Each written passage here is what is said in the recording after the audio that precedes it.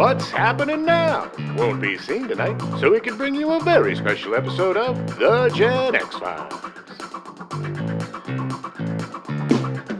Welcome to The Gen X-Files. I'm Jim. I'm Adam. And today's show is all about The Adventures of Baron Munchausen. Oh, baby. Finally get to some fantasy adventures. Man, this movie was... I remember when it came out, and I've always loved Terry Gilliam. Oh, yeah, yeah. I remember discovering Monty Python on PBS as a child. Mm-hmm. It came on after Benny Hill, which I was obsessed with as a little boy because of all that. He was hilarious, yeah. But it was like live-action cartoons. Yeah, exactly. And some boobies. And some boobies sometimes. Ooh, PBS shows boobies. Yeah. So, 2 o'clock in the afternoon. well, it was more in the nighttime. But afterwards came on Monty Python, and I remember watching that, and I think one of the first sketches I saw was the Ministry of Silly Walks, and I was hooked. Oh, yeah. As soon as I saw Cleese, as soon as I saw those dudes and the silliness and the zaniness and the boobies. Oh, I loved English shows because they were as a child. But man, I was hooked. Hook, line, and sinker. And the animation style that he did. Oh, so good. There are very few filmmakers or auteurs, and I would definitely call him an auteur. Oh, yeah. Who have such a unique visual style that one frame of film, you know exactly who it is. Yeah. There's Tim Burton, there's him, there's Ridley Scott, there's certain directors that definitely have their own universe. Yeah. And I believe his is the most imaginative, crazy batshit universe of all of them. Oh, yeah. In the best possible way. Yes. You know, all of the Monty Python movies are genius. His trilogy of Time Bandits and Brazil and Munchausen, brilliant. Yeah. It's a great series, As much as we're going to find out how horrible it is to be in... I love... The first movie that I really saw of Terry Gilliam's, and granted this was like 1995, but it was 12 Monkeys. Oh, and that blew me away. Oh, yeah. And I learned very early on there that the whole scene where it's just the establishing shot of Bruce Willis laying down before he gets in the time machine or whatever, and there was a hamster in a cage, and the first time they did it, the hamster ran, and then every time after that he wouldn't. So Terry Gilliam ended up doing like 180 takes of it just so that he could get the damn hamster to run. He spent like 4 days shooting this thing. That is Terry Gilliam. That's Terry Gilliam. Yeah. Every actor is pretty much like, it's hell. Yeah. The end product is amazing. Right. But getting through it is whew. Oh, yeah. I mean, even his stalwart companions, like Michael Palin, are like, oh, watch the movie. Yeah. I forgot the first rule. Watch the movie, don't be in it. But still, this movie, it's such a shame because this movie is so inventive and so... It's so brilliant. Just absolutely an explosion of creativity. Yeah. And an absolute jubilant celebration of fantasy and imagination and the power and the need of storytelling. Yes.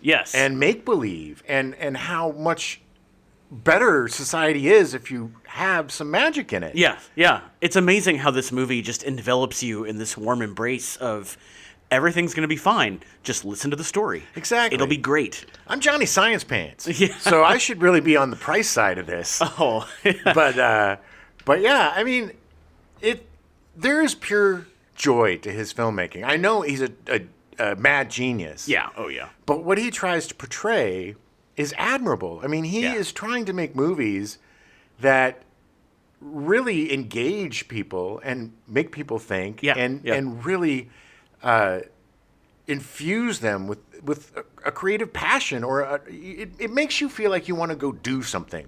Yeah, you want to go create. Yeah, like you it's look inspiring. at this. Yes, inspiring. You want to go, go write some stories or paint something or shoot something. Like you just want to go do this. And watching his movies, and especially this movie, and Brazil, I mean all of them really. Yeah. These are all pre CGI movies. All of this stuff is practical. Models, matte paintings. But so many people. Sarah Polley talking about dodging the explosions as a kid is insane. Yeah, I know. He has no concept of danger. No, he doesn't concept care. of safety. All he cares about is the shot. It was so great. There was a point where John Neville was balking at the fact that he had to shake Sarah Polley when they were inside the whale and like trying to get her to shut up so he could sit down and just die. And he was like, I don't want to do that. And Terry Gilliam's like, well, here's the thing. The sooner you do this, the sooner we get done. So you need to do it. And John Neville did. Yeah, it's crazy. But I loved this movie so much when it came out. And I had it on Laserdisc. It was one of my favorite Laserdiscs. Nice. And it's been a while since I've seen it because I don't have a Laserdisc player anymore. Right. And I never, re-upped it on any other platform. Yeah, so yeah. it's definitely something that needs to be in the collection. Oh, yeah, yeah. After seeing it again. This one, of the three, Time Bandits Brazil and Munchausen the one that I identified most with. Right. And probably just timing, because I didn't really see Time Bandits, and I was 3 when it came out, so I didn't really see it till later. Yeah. But Munchausen was that thing that it was like, oh my God, you can do this? Yeah. Like, this is amazing. Yeah. For me, it was Time Bandits because I was at the age pretty much of the kid. And it was like the most amazing adventure that a kid could have, but it was also adult and it wasn't cloying or it didn't talk down to kids. That's exactly how I felt about Munchausen when I first saw it. Yeah. Definitely, because it's the same thing. Yeah. He doesn't treat children as idiots. Right. He treats children as human beings. It is really interesting that you saw Time Bandits when you were like 12 or 13, and I saw Munchausen when I was 12 or 13. Yeah. And I'm able to identify with both of them so easily and connect so deeply to these movies. Well, because as a kid, too, it is an explosion of imagination and creativity and all of this, the weird stuff. Even though it's not my favorite part of the movie, the whole moon king and queen with the detachable head thing is genius. So imaginative. And look, I know this is based on, it's based on old stories and stuff. But, not all of them. No. But, it's like Canterbury Tales by way of Tim Burton. It's not going to be the same thing as you're reading. It's just really depressing that a movie so unique and wonderful just didn't find an audience. Well, I mean, it didn't help any that the studios just effed this movie in the A so hard. Oh yeah. Like, I mean, it was again goes back to Hollywood and how capitalism screws over good art. Art versus commerce. Yeah. Commerce always wins. Yeah, unfortunately. Although, in the end of the day, the movie still exists, and the movie is available, and it does have a huge cult following. And as it should. Yeah. Because it is, if you have not seen this movie, you really need to see it. Yes. It's got some amazing actors, it's some amazing performances, and just some of the weirdest, most bizarre set pieces that you'll ever see. The costume design, the set design, everything is just so out there. The ultra violence, the when he's on his horse swinging around, cutting everybody's heads off. It was, it's just spinning. And what an amazing performance by Neville. John Neville, so good. And I remember seeing the movie and being like, who the F is John Neville? Yeah. I mean, to me, he was Munchausen. Like, that was it. And because of this movie, he popped up and did some really memorable stuff. And reading through the script, I was really surprised that he was in some of the things that we're going to talk about. Oh, yeah. Because I'm like, oh, yeah, that is him. Yeah, exactly. And he was so good in it good. that I didn't recognize him because he's such a great actor. And Sarah Polley is amazing. What an amazing debut. My favorite part, we were watching the movie, Jim was like, the girl's really good. And I was like, that's Sarah Polley. And it's like, oh my God. Yeah, I did not remember. Yeah, I didn't either. And it's Uma Thurman's first thing. And, it's funny. So good. Eric Idle. It's just all of them. Oh, and then his stalwarts like Jack Purvis and Winston Dennis and like these people that work with Gilliam all the time. Yeah, Jonathan Pryce. Oh God, he's so good. We'll talk about it. There's only one thing I didn't like about this movie. I know. We'll get into it when we get there. We'll get into it. Yeah. And it's not because I don't like the person. It's just it just kind of sticks out. It's like you have a delicious soup. A succulent Chinese meal? Succulent Chinese meal. And then there's like a big-ass horsefly in it. Yeah. You take the horsefly out, the food's still good. Even if you don't even realize that the horsefly is in it, you're going to still enjoy the food. But the horsefly keeps it from being a perfect meal. Yeah. I agree. I rewatching it again now, I would not have said that 24 hours ago, but rewatching it again, yes, I 100% agree. And I'm not sure if it bothered me that much when I first saw it because I was a big fan. Yeah. But Well, there was a reason, and we'll get into that, of why he was in the movie. Yeah. But, yeah. But it was dumb. But I get it. It just was a little too much. I get it. And it's a shame, too, because he was in another movie where he gave a Terry Gilliam movie where he gave an amazing performance. That's true. That's very true. So it's just, because he should have reined his ass in. This was the tax he had to pay to be in the better movie later. It was the tax that Gilliam had to pay to make to make his movie. All right, well, let's get into it. All right, take yourself back to 1989. Ooh. March 2nd, 12 European community nations agreed to ban the production of all chlorofluorocarbons, also known as CFCs, by the end of the century. And now we're back to doing them. Yeah. I don't know if we are, but we probably will be. Probably. March 4th, Time Inc. and Warner Communications announced plans for a merger forming Time Warner, which will eventually become Warner Brothers Discovery. Ugh. I did not realize that Time Warner started in 1989. Yeah. I thought it was sometime in the 90s. No, and it was huge. I remember it being a huge deal, yeah. Because I think wasn't it Coca-Cola? Coca-Cola had bought Columbia. Yeah. And that was the first kind of yes. It was like, wait, what? They don't have, what are they doing with movies? Yeah. Exactly. And then it was Merger City, and now 3 people own everything. And they're ruining it all. They're worth $1 trillion. Yay! March 7th, Iran breaks off diplomatic relations with the United Kingdom over Salman Rushdie's The Satanic Verses. A friend of ours is reading that right now. Oh, really? Yeah. Oh, nice. I've never read it. I need to read it. I need to as well. I've read other Rushdie stuff. He's Every a really good writer. time I see Rushdie interviewed, he is the most fascinating person. He is so eloquent. He's so brilliant, and I've never read any of his material. Well, Jesus Christ, have you seen him since the attack? I know. He got stabbed in the eye and in the face. He's become Cyber Salmon. Jesus. I know. Yeah. Talk about suffering for your art. Yeah. You had an entire fatwa against you, an entire country wanting to murder you. For 40 years, almost 35 years. People are still pissed off about it. People need to have an effing sense of humor about this shit, man. I know. Jesus. There was a guy that was just sentenced to death for blasphemy in Iran for writing music that was against, Yay. Anyway, we'll be there soon. Yay, religion. Yay. March 10th, The Adventures of Baron Munchausen is released in theaters in the U.S. Nice. Technically, it was released in December of 1988 in West Germany. Oh, such good music, too. Oh, my God. So good. Michael Kamen, he's so good. So, The Adventures of Baron Munchausen starts with Terry Gilliam. Gilliam was born in Minnesota, but eventually emigrated to England, working with Eric Idle and Terry Jones, and eventually helping to form Monty Python's Flying Circus in 1969. Hey, guys, I'm from Minnesota. I'm here in England, trying to do some comedies. You guys seem pretty funny. What do you say you let old Minnesota boy tell you what to do and how to be the funnies? Yeah, yes. That was a sort of like that, yeah. That was their first meeting at the airport. It was really interesting. Technically, it starts with Rudolf Erich Rasp, a German librarian, and his book, The Surprising Adventures of Baron Munchausen, which was published in English in 1785. Ooh, what was it published in first? German. I'm assuming either the year or two before.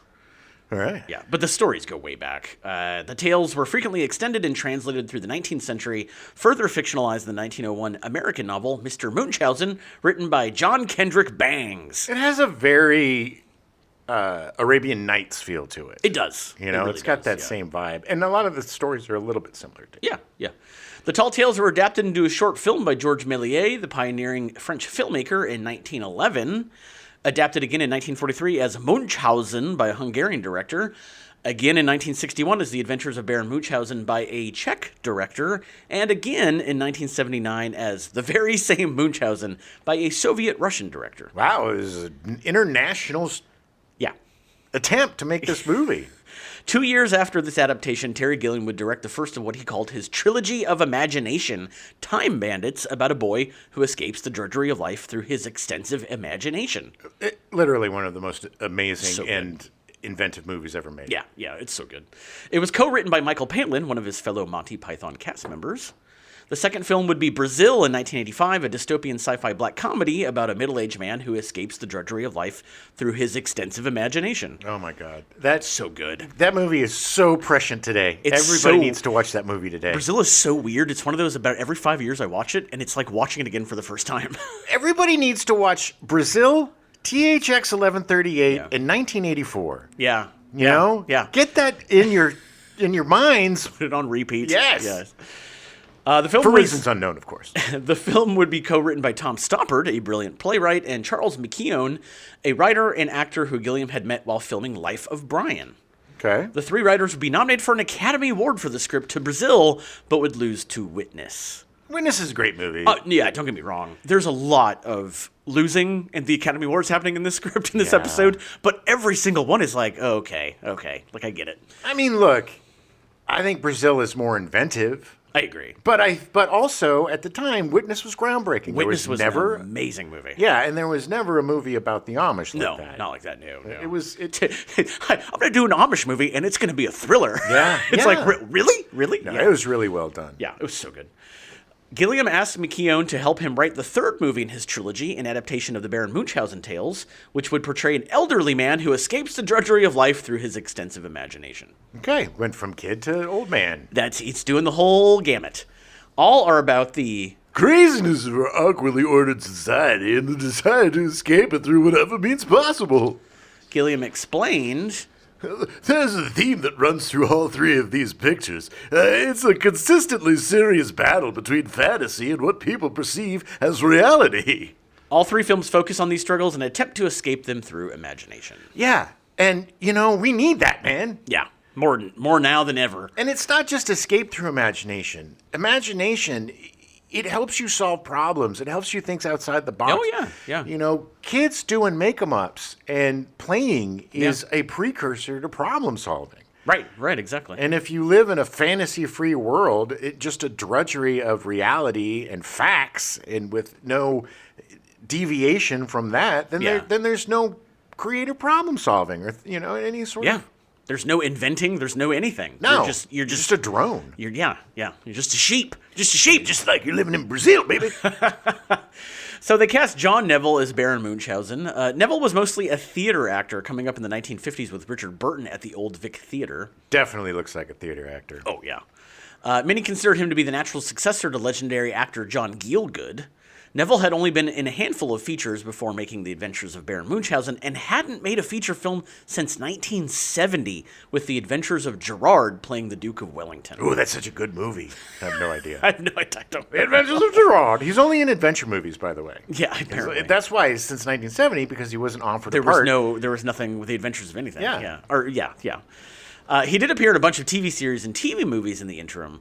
Neville starred as the Duke of Marlborough in the BBC Two serial The First Churchills, a major television role which also maintained his international profile when the show was broadcast as the very first masterpiece theater series in the United States in 1971. My favorite scene in that was when the Duke of Marlborough met with the Duchess of Cools. Yes. And they decided to start a cigarette company. And they went to the Earl of Camel. Yeah. And, smoke jokes.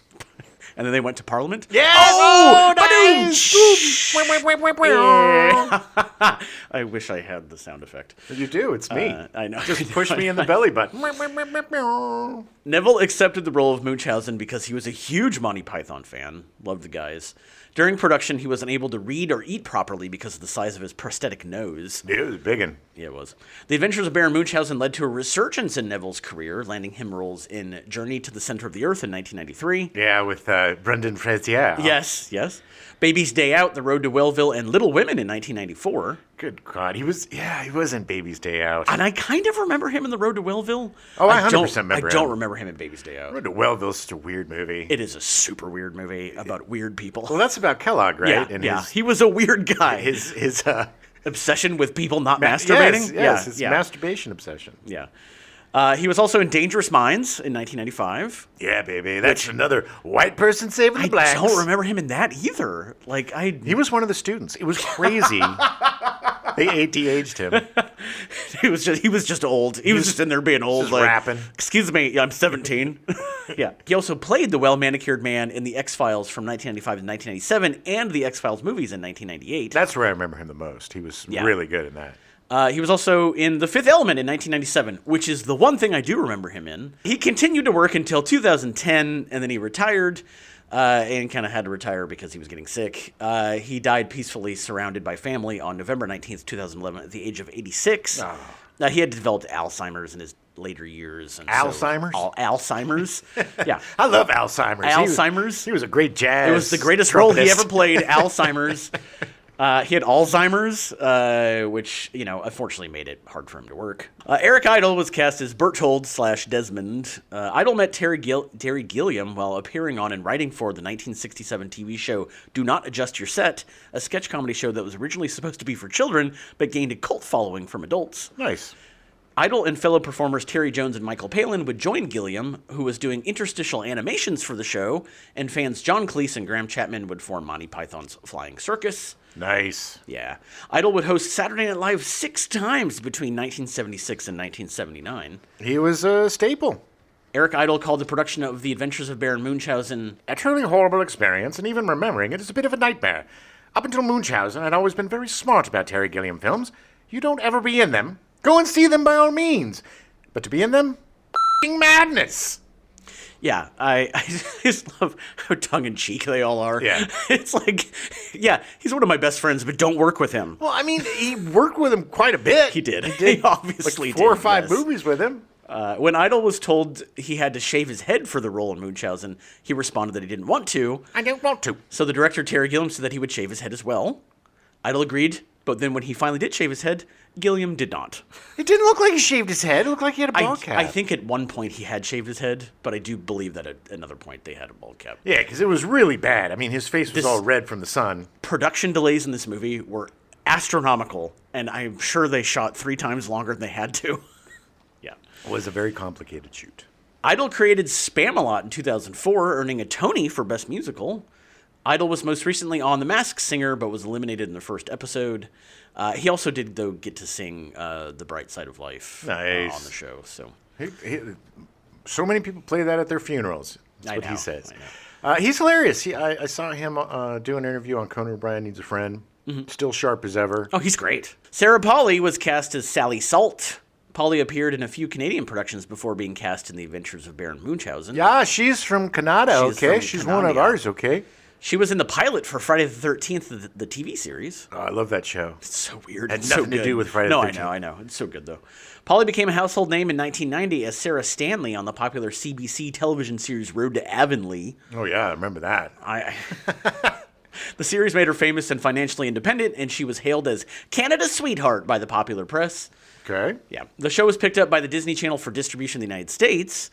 At the age of 12, around 1991, Polley attended an awards ceremony while wearing a peace sign to protest the First Gulf War. Nice. Disney executives asked her to remove it, and she refused. Nice. Which, surprise, soured her relationship with Disney, but she continued on Road to Avonlea until 1994. Yeah, I mean, they begrudgingly have to keep her because she's America's or Canada's sweetheart. This is where the commerce comes in your Yes. favor. Yeah. The show ran until 1996. Polley did return as Sarah Stanley for an episode in 1995 and for the series finale. Nice of her. Polley wrote and directed her first feature film in 2006, Away From Her. She was nominated for an Academy Award for Best Adapted Screenplay for the film, but lost to the Coen brothers for No Country for Old Men. It was a great movie. She's a really exceptional Away From Her is filmmaker. a great movie, yeah. Well, she learned from the best. Oh, yeah.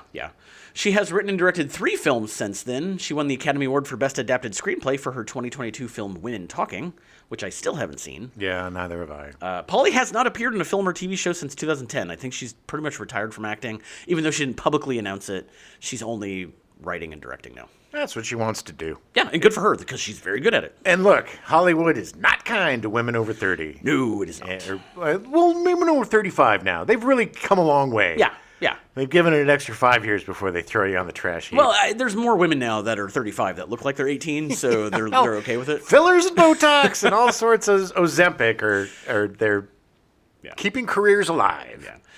Oliver Reed was cast as Vulcan. Reed's career lasted over 40 years, but his reputation as a heavy drinker will last forever. I love him so much. I remember seeing Oliver very, very young and just, even though he was the bad guy, and he scared the crap out of me, especially when he killed what's-her-name, and when he strangled her. It was a horrifying scene. Oh, yeah.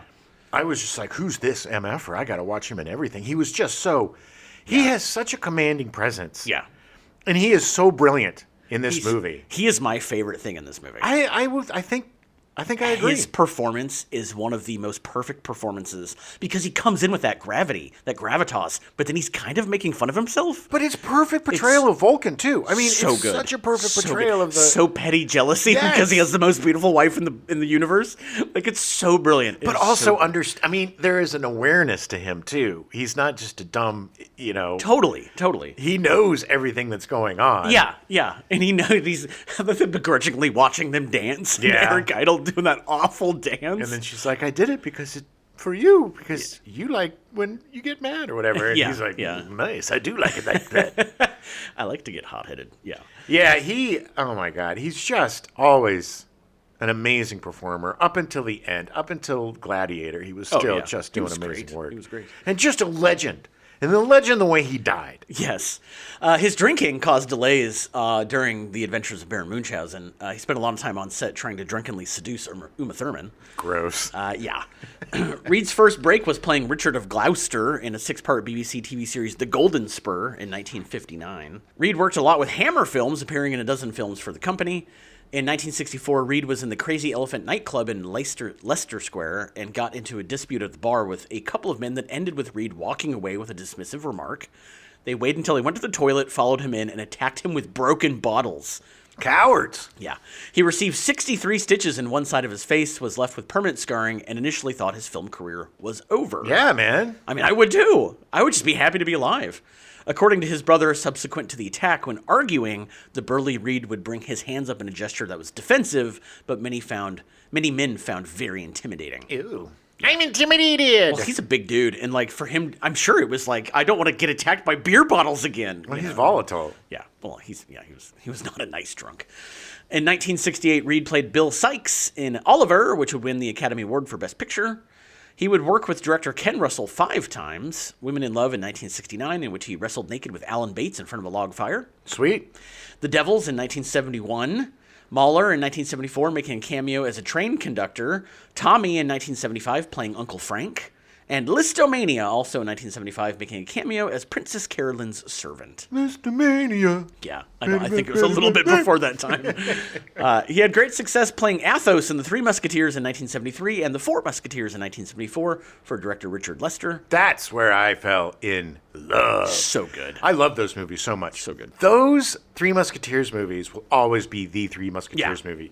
Michael York will always be my D'Artagnan. Oh, yeah. He will always be my Athos. Yeah. Porthos and Aramis.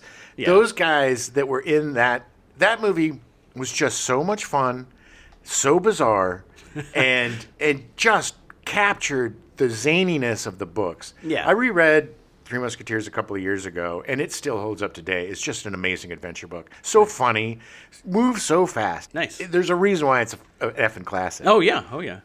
He continued to work through the 90s. His final role was the elderly slave leader Proximo in Ridley Scott's Gladiator. During a break from filming Gladiator in Valletta on the afternoon of May 2nd, 1999, Reed died from a sudden heart attack at the age of 61. Man, so young. Yeah, only 61. I mean, Reed had encountered a group of Royal Navy sailors from the HMS Cumberland who were on shore leave at a bar and challenged them to a drinking match. Oi, lads. Home rum. 61, and he's drinking with... A bunch of sailors are probably 20. Boy, you know me. Yeah, I'm all of the Reed. I won't drink all your sailors under the table. Now let's get them drinking. He fell ill during the match and collapsed, dying in the ambulance en route to the hospital, despite resuscitation efforts by his friends. Boy, I don't feel so good. Oh, that just sucks. I feel a little weird. I'm dead. I'm dead. It was his last words. Yeah. I'm dead. I'm dead. Oops. That was how brilliant of an actor he was. Yeah. I'm going to be late on the set. I just, every time and this sounds awful, but every time I think of him doing this, I think of the scene with from Rage of the Lost Ark. I was going to say. With Marion. And the guy drinking and he just collapses out of the chair. That's literally how I feel, or how I think he died. Tibetan drinking games, baby. Tibetan drinking games. Charles McKeown was cast as Adolphus / Rupert. Also so spot on in this part. He's so good in this. Amazing. Especially. Oh my God, when he got older, and it was like, God, he must have damaged his vocal cords doing that. Can't even do it. Yeah. McKeown started off his career with minor roles on the shows Ripping Yarns in 1977, which starred Michael Palin and Terry Jones, and Fawlty Towers in 1979, which starred John Cleese. Classic. You ever watch Fawlty Towers? Oh, yeah. Such a brilliant show. Around the same time, he played some minor roles in Life of Brian, where he met Gilliam. He's worked quite extensively on Python-associated films, such as Time Bandits in 1981, The Missionary in 1982, A Private Function in 84, Eric the Viking in 89, and American Friends in 1991. I saw all of these because anything that those guys were in. Yeah, the only one I really remember is Eric the Viking. Not good movie. Is that the one with Tim Robbins? Yes, actually, now that you say that, I think so, yes. Or he's the Viking? I think so. Okay. Well, I know there was a anyway, Viking we'll do movie more, with Tim Robbins. I think so. The last feature that Charles McKeown worked on was The Imaginarium of Dr. Parnassus, directed by Terry Gilliam, which he also wrote. Nice. Oh, man, that movie. That was the movie that Heath Ledger died during production, and several other actors, Johnny Depp, I can't remember the other two guys. It was Johnny Depp and two other guys came in to finish the performance. They all played a part of his part. Yeah, like it made sense given the movie and how it was set up. Definitely. And then they all donated their money to his daughter. His kid, It was a very... That was heartbreaking. But a really rare and beautiful reaction to that from fellow actors and friends. Yeah, being very supportive. Well, yeah, I mean, it's what do? You lose somebody in the middle of filming in a horrible tragedy. It's like, do you stop the film or do you? It's just so indicative of poor Terry Gilliam and his entire career. Cursed, baby. Of how much his movies just get effed by things out of his control. Yeah. I mean, it's just sad. The weather hates Terry The weather hates him. Mother Nature, whatever he did to her. His Charles McKeown's most recent credit is the TV show Hold the Sunset from 2018, which he wrote starring John Cleese. Great. Winston Dennis was cast as Albrecht/Bill, the big strong guy. Yeah, he looks so familiar. So here's the really weird thing. He also appeared in Time Bandits in Brazil. So he was one of the three guys with Charles McKeown and Jack Purvis, who we'll talk about in a second, that appeared in all three of these Trilogy of Imagination movies. Right. His final film credit is a bit part in The Commitments in 1991. I literally couldn't find any information about Winston Dennis. I don't know if he's still alive. Yeah. I don't know if he's working. Literally no information about him. There's some people that just slip through the cracks of the net. It's so because he was so good in this. He was. He's good in all three of these movies. But it's just weird that he just kind of disappeared. Yeah. Who knows? I mean, there's a lot of pre-internet actors that kind of got lost in the shuffle. Yeah. That didn't do a ton of stuff, and there's not a lot of information. It's just really odd. I'm gonna have to do a much deeper dive to try to figure out what happened to Winston. We'll do a Dennis Winston update on the Stepdad Show. Yeah. Well, it might take me a little longer than a week, but we'll see. Jack Purvis was cast as Gustavus / Jeremy. He's such a great actor. So great. For 20 years until 1991, Purvis performed as part of the musical comedy double act with Kenny Baker, billed as the Mini-Tones. Oh, because they're both little guys. They're so good. I would have loved to have seen the Mini-Tones. Yeah. Purvis played the trumpet to Baker's mouth organ and vibraphone. Nice. Mouth organ. Such a terrible name for an instrument. Well, the mouth organ is harmonica. I know. It's just mouth organ. Call it a harmonica. It's two words. It's like when the people are, don't like the word moist. Mouth organ's that way for me. You call it a harmonica, a mouth organ, a harp. Yeah. I can go get mine and play for you. No, you can't. Play a couple of songs for you. Nope. Got it. It's real close. So the duo would attend auditions for Star Wars in 1976, where Baker was instantly cast as R2-D2. Nice. At the time, the duo had reached the final on the talent show Opportunity Knocks and were reluctant to put the Mini-Tones' work on hold. Makes sense. After some negotiation, Purvis was also hired to appear in the film and would go on to play a different alien creature in each film of the original trilogy. Sweet.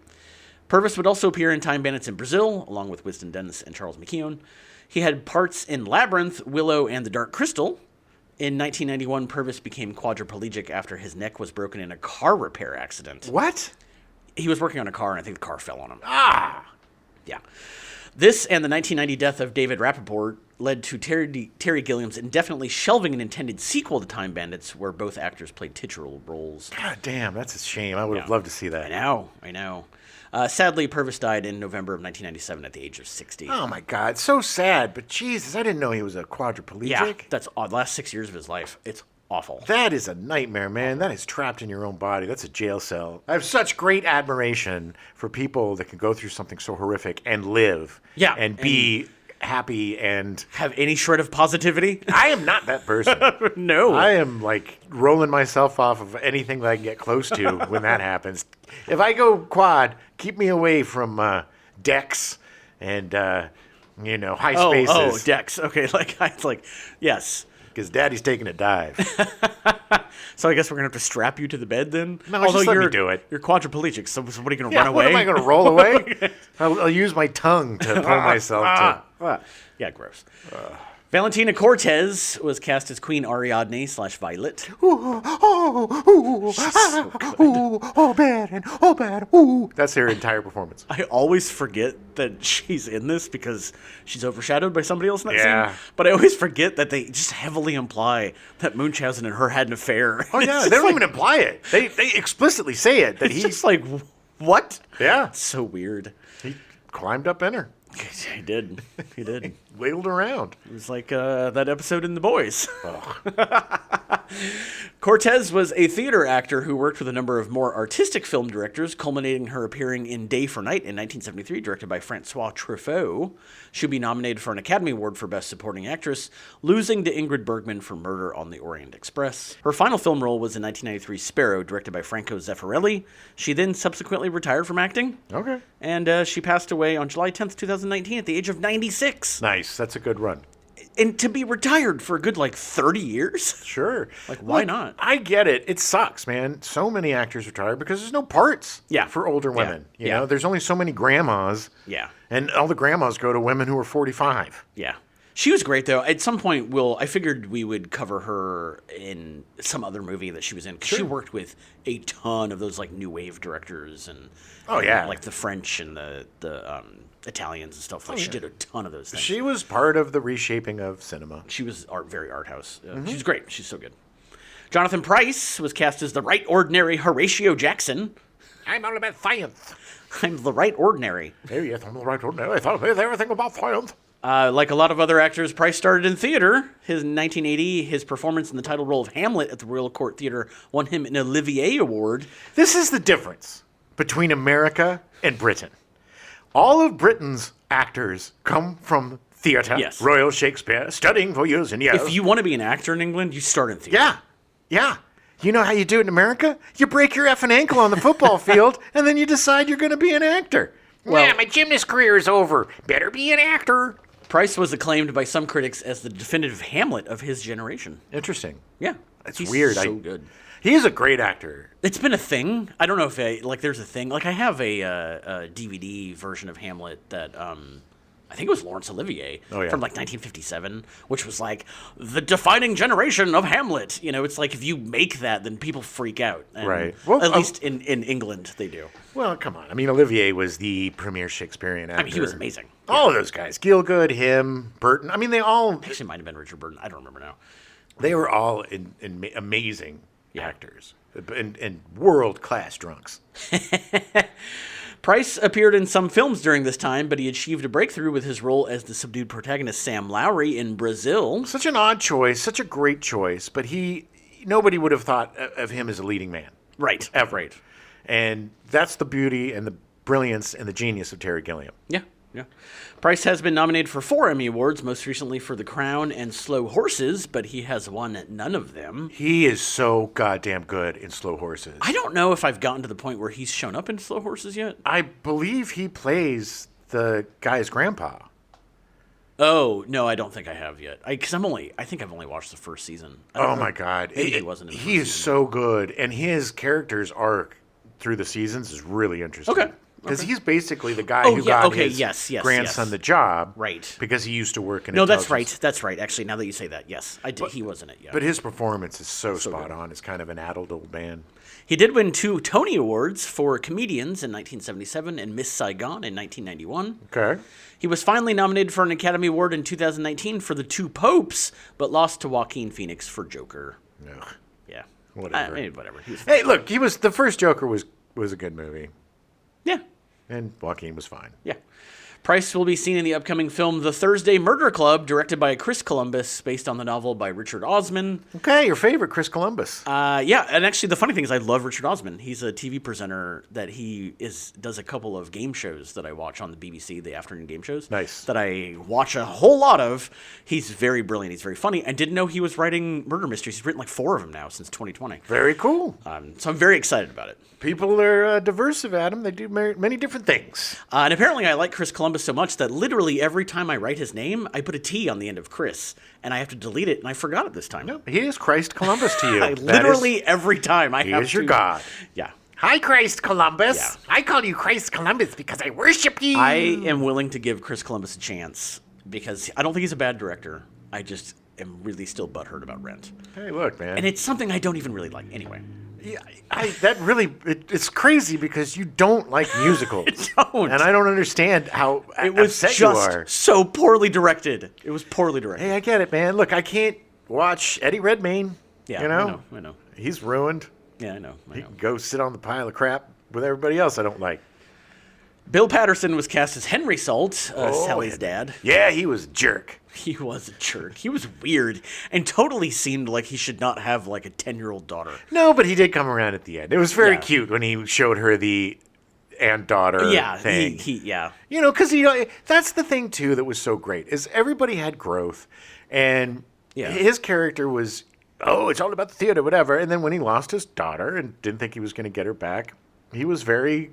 in the pretend part, which is the real part, which that's that's crazy. the beauty by the end of it. I'm not sure what was real and what wasn't anymore. And that's how it should be. Yeah, because it's whacked out imagination. There doesn't have to. The beauty of this movie and why I love it so much is there doesn't have to really be continuity. There doesn't really have to be a cohesive story, and yet there is. You can go off on whatever tangent because it is a story. Yeah. It is a make-believe retelling of the ending of this siege. Yeah. That ends up actually maybe being true. That's what's so great about it. Just open the doors, open the gates. What the hell did I just watch? I love it. I love it.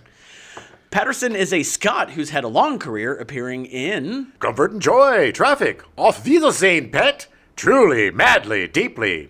The Witches, Wives and Daughters, Sea of Souls, Amazing Grace, Miss Porter, Little Dorrit, Doctor Who, Outlander, Fleabag, Inside, Good Omens, Brassic, and The House of the Dragon.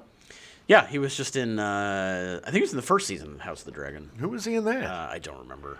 He looks really familiar. I really though. didn't like House of the Dragon, so I stopped watching it. He was fine. Yeah. But yeah, he's been in a ton of stuff. Like, he's one of those people that... He's a good British character actor that appears in everything. And now he just looks like an old member of Parliament. He does. If you look at He it. does. And it's probably a lot of the things that he plays. He most recently can be seen in an episode of Halo. Playing an old member of Parliament. Peter Jeffrey was cast as Sultan Mahmud I. Yeah, it was very racially sensitive casting. Very appropriate, yeah. Jeffrey started in theater like most British actors, but successfully transitioned to film and TV despite having no formal acting training. So Peter Jeffrey appeared in the 1960s The Avengers 3 times, as well as appearing on Doctor Who twice, once in 1967 and again in 1978. Right. He played the role of Headmaster in Lindsay Anderson's If in 1968. In 1971, he played Inspector Trout in The Abominable Dr. Phoebes, a role he reprised in 1972 in Dr. Phoebes Rises Again. Nice. I'm pretty sure I saw the Phoebes movies. I'm sure. He later starred as disgraced Oxford Don and psychiatric hospital inmate Ahmet in Midnight Express in 1978. Jesus, that is the role. That is Yeah. the one I remember Yeah. him from. Midnight Express is such an effed up movie. Oh my God. It is. Never smuggle hash into Morocco Yeah. in 1968. Don't do it. Yeah. Jeffrey sadly died on Christmas Day in 1999 from prostate cancer. Oh, Christ, what a horrible present for his family. Yeah. Merry Christmas, Dad's dad. Wow. I wonder if they opened the presents before they called the coroner or what. We want him around during the Maybe present they opening. opened him, but then he died later in the day. He died because he hated his gifts. Oh, this gift is going to kill me. It's awful. Another tie? Oh, God. Uma Thurman was cast as Venus/Rose. Technically, The Adventures of Baron Munchausen was Thurman's first acting job, but because of production delays, it wasn't her film debut. The movie was so delayed that another movie she worked on later came out before this movie. Her actual debut was Kiss Daddy Goodnight, a neo-noir psychological thriller with Steve Buscemi in a smaller part. I don't remember that. Not a movie that did well. Thurman has had a long career shooting to cult status during her role in Pulp Fiction in 1994. She was nominated for an Academy Award for the part, but lost to Diane Wiest for Bullets Over Broadway. Yeah, she was also in Henry and June with our old pal from The Adventures of Remo Williams. Oh, yeah. Yeah, that's right. He played Henry Miller, and she played his wife June, and I forget the woman that played Anais Nin, and it was one of the first NC-17 movies. Oh, yeah, that's right. Yeah. That's right. She would work with Tarantino again in Kill Bill Volume 1 and Kill Bill Volume 2. While shooting Kill Bill, Thurman was in a serious car accident because Tarantino had insisted she perform her own driving stunts. Douche. Yeah. 2 weeks after the crash, she tried to see footage of the incident. Thurman stated that Miramax would only agree to show her the footage if she signed a contract, Releasing them of any consequences of my future pain and suffering. which she, of course, refused. Because she's not an idiot. Yeah. F you, Paramount. Oh, F Miramax. you. Miramax, not Paramount. Well, F you, Paramount, too. Your streaming service sucks. Miramax was Bob Weinstein, and Bob Weinstein and Harvey Weinstein were assholes. Harvey Weinstein is a goddamn monster. Yes. On many different levels. Not just because Every he's a level. sickening rapist. Not it's just because many, every level. Every level. single. Thank you. As a result of the crash, she sustained permanent injuries to her neck and knees. Tarantino later called this incident... It's the biggest regret of my life. Yeah. Thurman later clarified on Instagram that Tarantino had apologized to her for the incident and that she had since forgiven him, being open to working with him again. And sending him pictures of her feet. Yeah, always. It's every Thursday. It's a thing they have.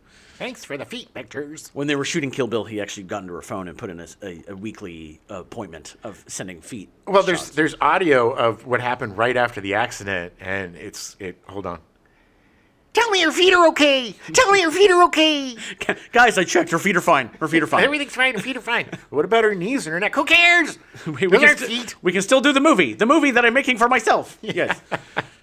Thurman will be seen in the upcoming The Old Guard 2, starring Charlize Theron. Nice. I want to say I think Thurman is playing the antagonist. I think they're playing the bad guy. Cool. But I like The Old Guard, the first one. It was fun. It was fun.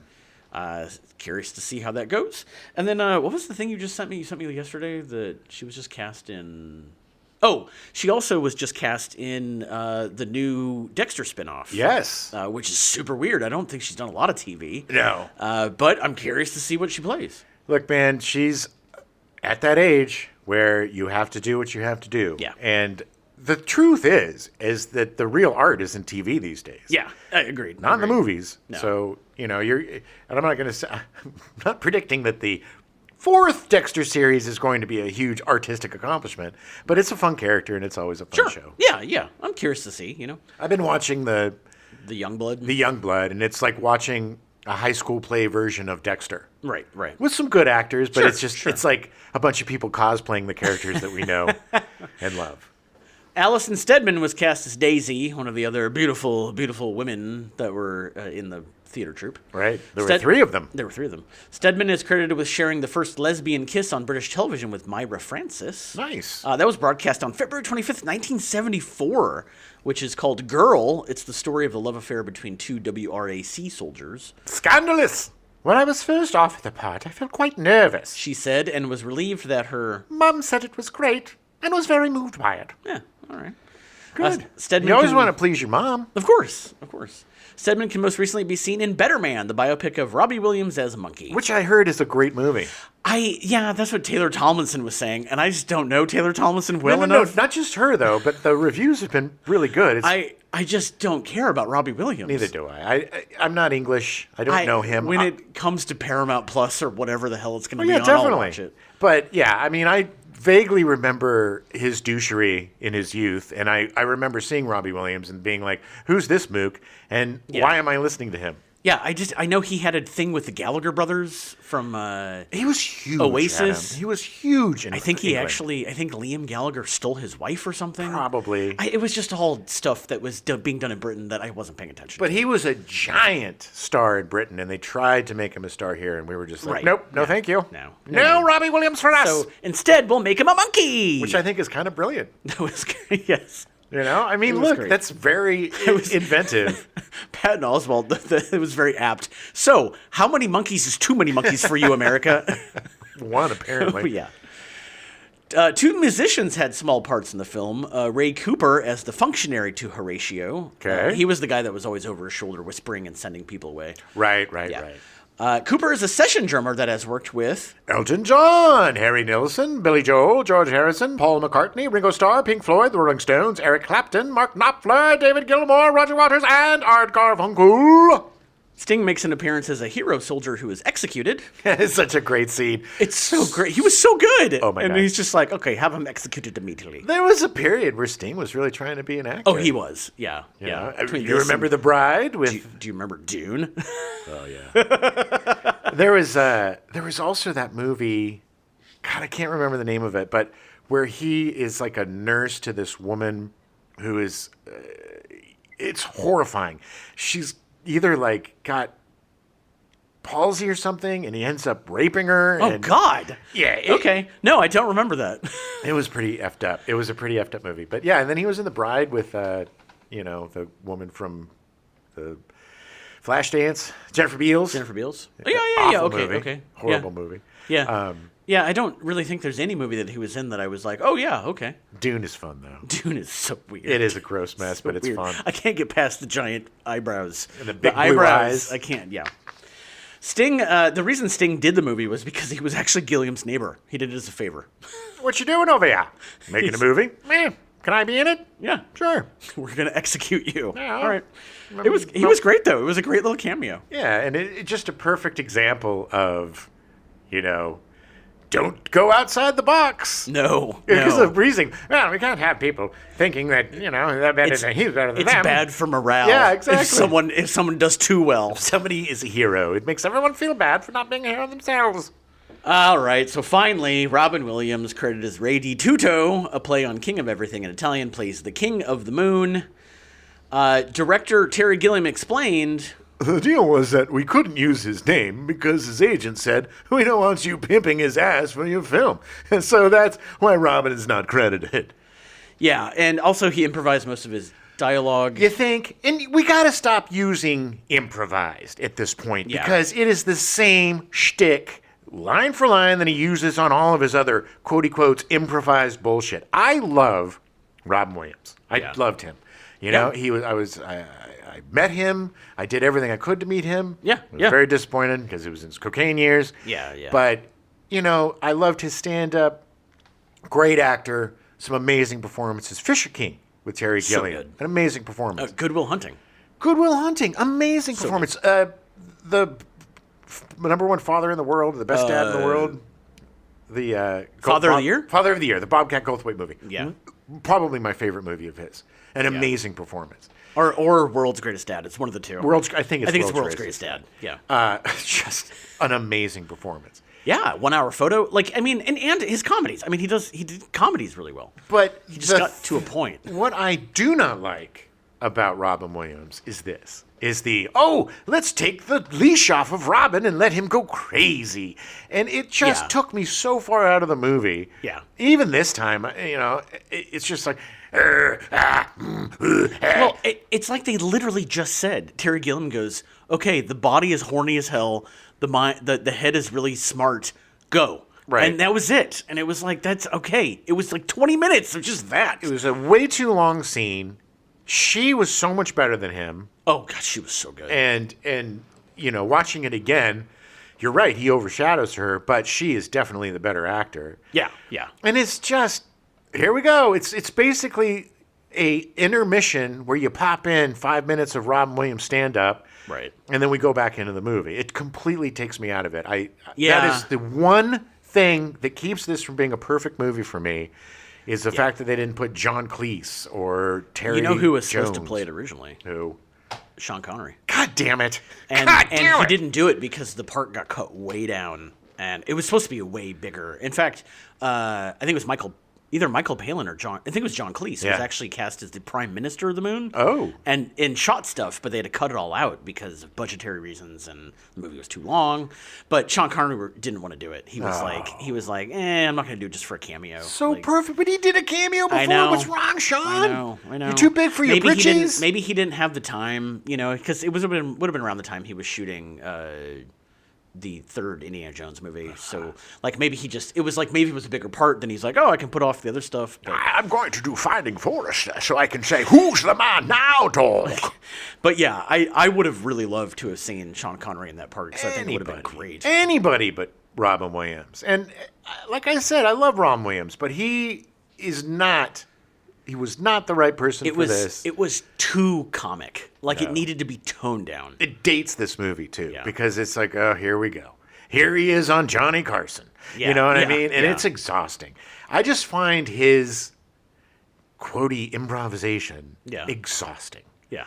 All the other stuff he does, super funny, stand-up funny, but when he starts riffing, when you can see, if you really want to see how annoying it is, watch he and Jonathan Winters on The Tonight Show. Yeah. And you see a master improviser, Jonathan Winters, who is the best in the business. So good. Versus Johnny Explosion over here. Loud, voice, noise. That's him, doing his thing. Yeah. Anyway, I'm sorry. God rest his soul. But yeah, that's the one thing that kind of bugs me. That's the one thing that really bugs me about this movie. The only thing. I agree. It's a little much. Doesn't ruin it for me at all. No. It's just a little much. It's too long, and it's too much effing Robin Williams. Yeah. So the film went over budget, of course. You think? What was originally a $23.5 million budget grew to a reported $46.63 million budget. Gilliam, acknowledging that he had gone over budget, said that its final costs had been nowhere near $40 million. I believe him. I believe him, too. Producer Thomas Schooley said that as a part of the deal with 20th Century Fox before it went to Columbia, a budget plan had been set up for $35 million. And it's strange. The film's final cost was $35 million. We always had a budget of $34 or $35 million. The problem was that when I started to discuss it with Columbia would not go beyond 25. Everybody knew from the very beginning that this cutting out was just a fake. The problem was that David Putnam got fired, and all those deals were oral deals. Columbia's new CEO, Don Steele, said, "Whatever David Putnam has said before doesn't interest me." Yeah, I mean, typical. Pretty typical. We've dealt with David Putnam and Don Steele in our Ghostbusters 2 episode. It is the idiocy of the changing of the guard where the new guard has to throw down, well, in this case, ovaries. Has to throw it down and put their own stink on their new regime. And so they did, whether it's going to be good or not, they cut it all because they're assholes. Regarding the new regime's apparent animosity towards all of Putnam's projects and Munchausen, Gilliam said, "I was trying very hard to convince Don Steele that this was not a David Putnam movie. It was a Terry Gilliam movie." Yeah, I mean, which is true. Yeah. It's like it was all shepherded by Terry Gilliam. Yes, like and it's directed by Terry. There's no... It just hit the right boxes for David Putnam to go, okay, green light. There's no room for anyone else on a Terry Gilliam movie. There is not. Similarly, Kent Houston, head of Peerless Camera, which was doing the film's special effects, said that they were promised a bonus if they would finish the effects in time. But when they approached the person again when they were done, he was met with the reply, "I don't want to pay you because I don't want to seem to be doing anything that could benefit Terry Gilliam." What? Why? Why would you do that? This person just spent like $35 million of your money.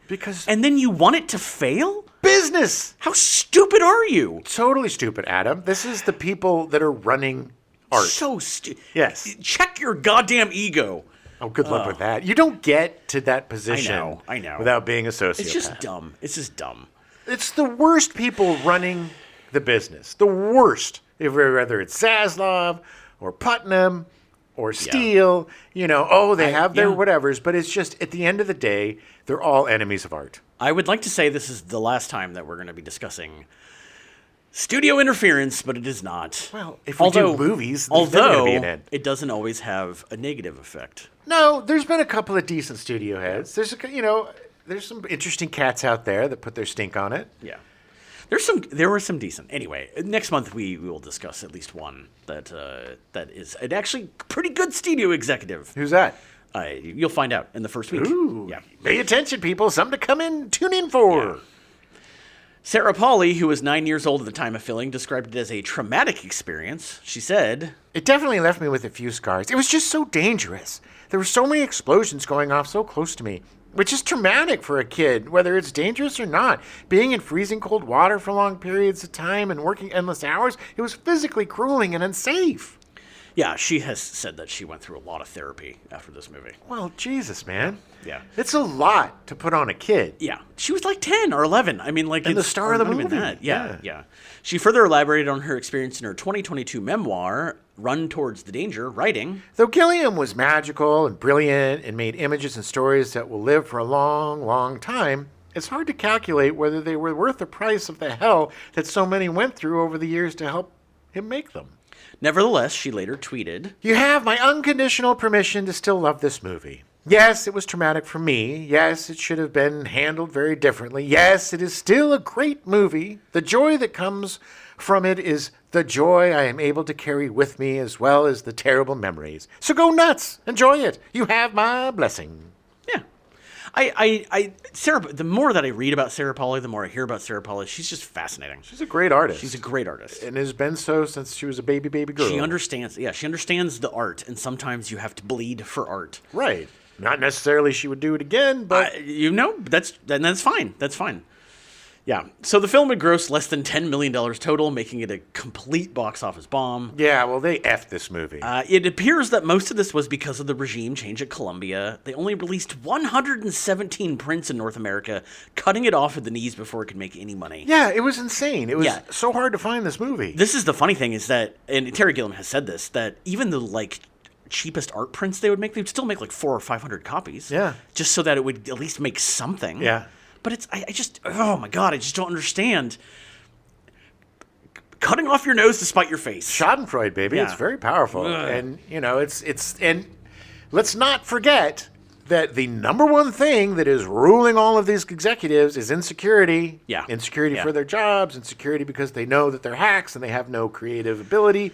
It is, we're run by a bunch of baby people that have no business running show business. It could have been so much bigger. It just could have been so much bigger. Yes, and it should have been. Yeah. Roger Ebert of the Chicago Sun-Times gave the film 3 stars out of 4 and found that it was Told with cheerfulness and a light touch that never betray the time and money it took to create them. yeah. Okay. Yeah. Richard Corliss of Time wrote, Everything about Munchausen deserves exclamation points, and not just to clear the air of the odor of corporate flop sweat. So here it is. A lavish fairy tale for bright children of all ages. Proof that eccentric films can survive in today's off-the-rack Hollywood. The most inventive fantasy since, well, Brazil. You may not believe it, ladies and gentlemen, but it's all true. I 100% agree with Richard Corliss. Same. Yeah, so the movie was nominated for 4 Academy Awards, Best Art Direction, but it lost to Batman. Okay, I get it. I mean, these are the two most visually compelling directors of the time. Best Makeup, but lost to Driving Miss Daisy. Okay, I do not agree with that. One bit. I agree. Best Costume Design, but lost to Henry V. Do not agree with that at all. I cannot stand when they give costume designs to Shakespearean. Yeah, and it also got nominated for Best Visual Effects, but lost to The Abyss. Well, I know. I get it. What do you do? I mean, that's what I'm sure Terry Gilliam watched The Abyss and goes, oh, yeah. It should have won 2 Academy Awards. Yeah. It should have won Best Makeup for sure. 100%. And costume design. Those Because, I mean, costumes are they made John Neville look like he was in his 30s, in his 50s, and his 80s. Yeah. Like, they did an amazing job. They probably lost because they saw that one shot of Eric Idle with the bald cap. Yeah. We're like, nope. This is crap. So Criterion released the film on Laserdisc on November 20th, 1992. I own that. Jim then bought it shortly after. They also released a 4K and Blu-ray disc on January 3rd, 2023, completing the circle, and is available for sale right now. My birthday's coming up. That's true. This movie is absolute magic. Terry Gilliam's movies, and Terry Gilliam has had a space in my brain since I was a tiny baby boy. Yeah. When I first saw his animation, and I've always been an animation fan, it broke my brain. I thought it was so funny, so weird, so weird. compelling. Yeah. His visual style is so unique and unlike anything else. And all the little weird cartoons of the guy stomping, and it almost looks like pop-up books. Yeah. The way that it's done, cutouts. Yeah, they're all cutouts, yeah. Brilliant, man. That together with some of the greatest sketch comedy ever. And it, again, does the thing that I love, which is there's a through line sometimes through the show, Right. like Kids in the Hall. Right, or right. SCTV, which were definitely influenced. Every single comedy group ever after 1969, yeah. including the Troops, was 100% influenced by Monty Python. Oh, yeah. And Monty Python, without a great director, would not have been Monty Python. Yeah.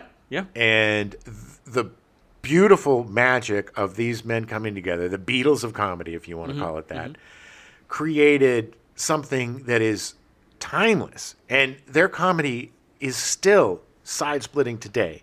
Oh, yeah. Watching Monty Python's Flying Circus is still just as funny. Life of Brian, Holy Grail, oh my God. So good. And I remember discovering these movies, too, as a kid. Yeah. And being like, this is madness. Yeah. This bunny. Like, I can't It's killing everybody. I can't believe this stuff exists. The night with, it's just flesh wound. Yeah, the bits, good. man. All through my life, Terry Gilliam has been an extreme influence. Oh, yeah. And I will, till the day I die, love this man. And if I were given the opportunity, even if it would cost me a leg, I think I would be in his movie, as difficult as it may be. Because it's being part of something that is unlike anything. Yeah. There is no other filmmaker that is like Terry Gilliam. No, there really isn't. And this is a man who has had the worst karma, or the worst everything happened to him. All of his movies. He is Captain Ahab. He is 100% the film industry's Captain Ahab. Going after the white whale. I don't know if he's ever achieved the movie he really wants because of all of the crazy things that happen. Right. Whether it's Heath Ledger dying on Parnassus, or all of the insane problems with The Man from La Mancha. Yeah. They're trying to reshoot it like 18 times. Oh my God. Literally reshooting the whole movie because they lost all of the sets from natural disaster. Yeah. The guy is fascinating. And you listen to him and he's still just got this giddy love of life. He's always laughing, and the way he tells stories. He is ingenious. A perfect example is during the moon scene. Like, there was supposed to be a whole city built. Right. And they ran out of money. And all those weird 2D moving things were his drawings of what the city was supposed to look like. So they just stuck it all on poster board and then just moved it back and forth. It made it so interesting. And it was so what the hell is going on? It was fascinating. Yes. I will watch anything Terry Gilliam does. All of his movies, even the ones that may not be 100% successful, are always interesting. I mean, there's always something to enjoy or be fascinated by. Yeah. I cannot think of anybody else ever like him. No. He is such the premier auteur that the second you see something, you know it's his. Yeah. You watch 5 seconds of any of his movies, and that's Terry Gilliam. Oh, yeah. There is nobody more unique and delightful and mad and just crazy. Yeah. But in the most enjoyable way. I get it. He's dangerous, and all he wants is the shot, but he doesn't seem like he's a dick about it. No, I feel like the actors and the people that work with him go along with it because they're like, okay. In fact, there was Zeffirelli was shooting something on a neighboring soundstage, and the guy that did the art design was an Italian dude who worked with Zeffirelli a lot, and he introduced Gilliam to Zeffirelli, and Zeffirelli was like, are they really spending $40 million on a fantasy movie? He's like, I can't get that kind of money. Yeah. And the set director was like, he reminds me so much of the madness of Zeffirelli, but in such a more positive way. Yeah. Like, he was like, I would work with him again because, he demands so much of me, but he wants his art to be perfect. I think there's an infectious, kind of childlike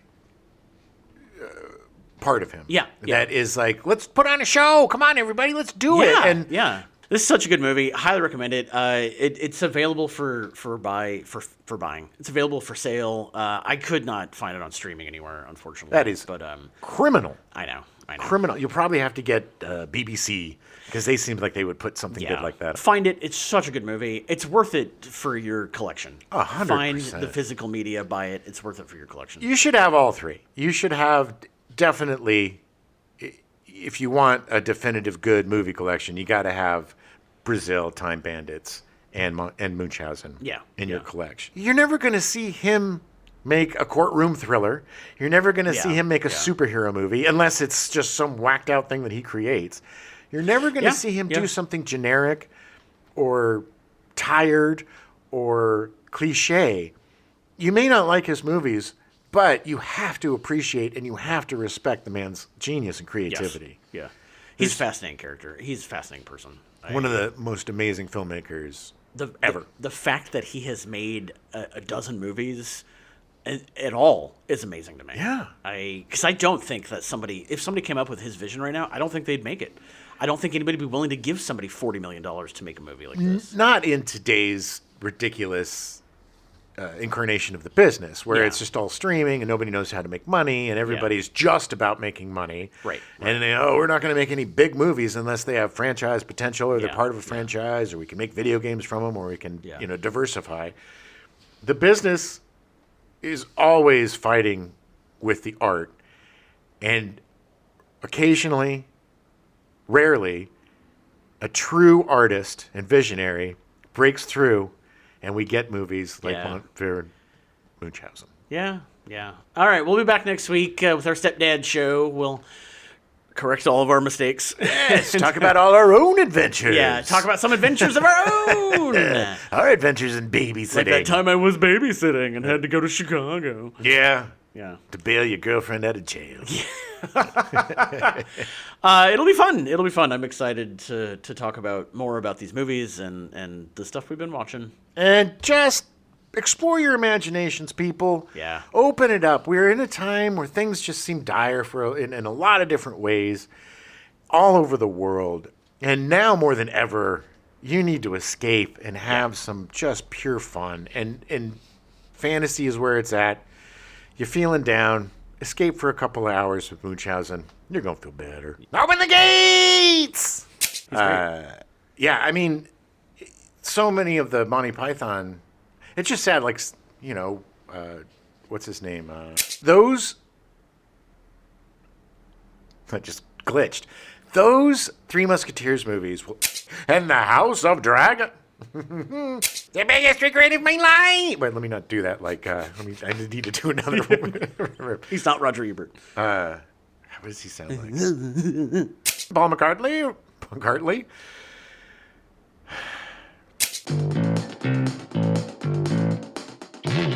We now return you to your regularly scheduled programming, L.A. Law, already in progress.